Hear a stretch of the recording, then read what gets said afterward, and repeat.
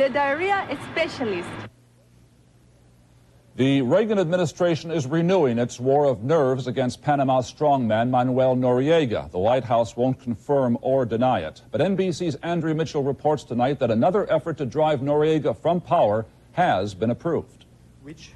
More than a year after first deciding to oust Noriega, the president approved a secret plan to step up the efforts. Sources tell NBC News that the plan calls for weakening Noriega by trying to destabilize his palace guard, the Panamanian Defense Force. The classified intelligence finding authorizes the delivery of U.S. communications equipment to ousted Panamanian President Arturo Duvalier, still in hiding, so that he can try to win the loyalty of key Noriega officers. But Mr. Reagan did not approve military action against Noriega, and he has still not accepted a proposal from George Shultz to kidnap Noriega and bring him to the United States.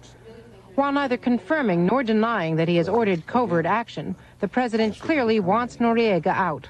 Certainly he is not good for Panama or good for our relations.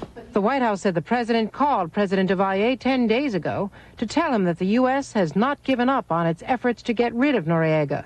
This after reports that the Noriega opposition is becoming demoralized. We will have to continue paying a price until the dictatorship is overthrown. Meanwhile, congressional critics accuse the White House of leaking word of the covert plan to scare Noriega and prop up a failed policy. This is not the kind of psychological warfare that is going to lead to Noriega stepping down. I think it's politics. I think it comes down to a question of trying to pretend that we're doing something. Some administration officials concede that the plan is designed more to pacify the Noriega opposition than restore democracy in Panama. One top official said Noriega is going to leave when Noriega is ready to leave.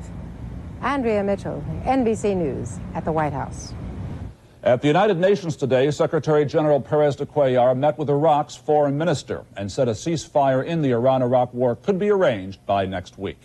In Washington, meanwhile, Defense Secretary Carlucci hinted today that after a truce is arranged, the U.S. might accept a Gulf peacekeeping force that includes the Soviet Union. NBC's Jim Miklaszewski is at the Pentagon tonight. Jim, what's behind this signal to Moscow? Garrick, the U.S. just doesn't want to say or do anything that might hamper the UN peacekeeping efforts in the Persian Gulf or foreclose any options.